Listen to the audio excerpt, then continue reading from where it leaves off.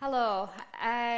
First of all, I think the inquiry that was set up, it was a mess from the start. When I joined the panel, we knew from the get-go that it was messy.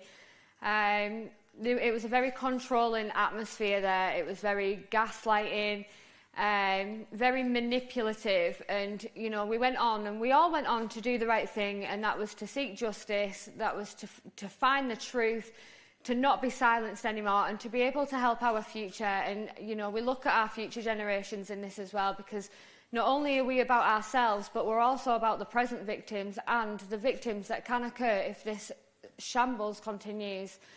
The way that we were spoken to was very degrading. It was very controlling. We weren't allowed to seek support from family members. We weren't allowed to seek support from each and every survivor on the panel.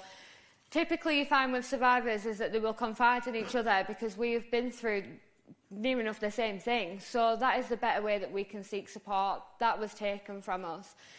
There was a motivation in that as well to widen the panel, and I think personally that was down to the fact that they don't want to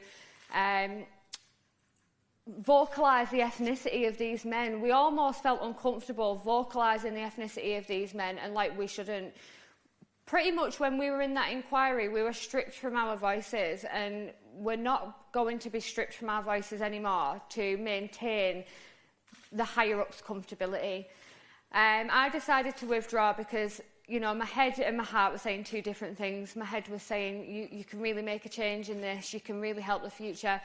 But in my heart, it wasn't morally correct for me to maintain myself on the panel because of how it was going. It was rigged from the start. I mean, when we got the bios about the former police officer and the former social worker, it was very, very locked down. It was very password protected. We couldn't show it to anybody. We couldn't screenshot it. It was just awful. And I mean, when you're looking at bios of two former institutions that failed us, we were never going to be confident in the first place. We've spent years of our lives trying to grab the attention from police officers and social workers, to be told that we're attention seeking, to be told to shut up and go home.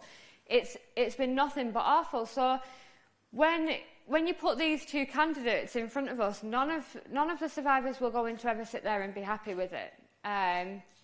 Personally, I asked and I said I'm not keen. However, we were also told to propose two questions to each suspected chair. They've left now, but we had to pose these questions 24 hours prior to meeting them, which, again, I wasn't happy with. I asked why they needed 24 hours. Why couldn't they come back with an answer instantly when they were asked it? We were told what to ask, when to ask it. It was all in all very controlled. And then to top it off, we also had then Jess Phillips calling us a liar in the House of Commons. And the way that she conducted herself alone was absolutely appalling. But to be called a liar by somebody so high up, we're used to it now. We've been called that all our lives. It's just awful that somebody had to do that and degrade us even more when she is a safeguarding minister. She should be safeguarding our children, protecting them. And I do not think that she's capable, which is also why I've called for her to stand down. Keir Starmer obviously had written a letter. I don't necessarily believe he wrote it himself, but that's my personal opinion. To which I replied, we don't want a polite letter. We want accountability. We want justice. We want the truth. And we want it to stop happening to our future. Our future is at risk the longer that this happens for. And we can't afford, I mean, what is it now? Approximately 250,000 victims across the country. That's 250,000 too many, in my opinion. It shouldn't have ever got to one. The scandal is now national.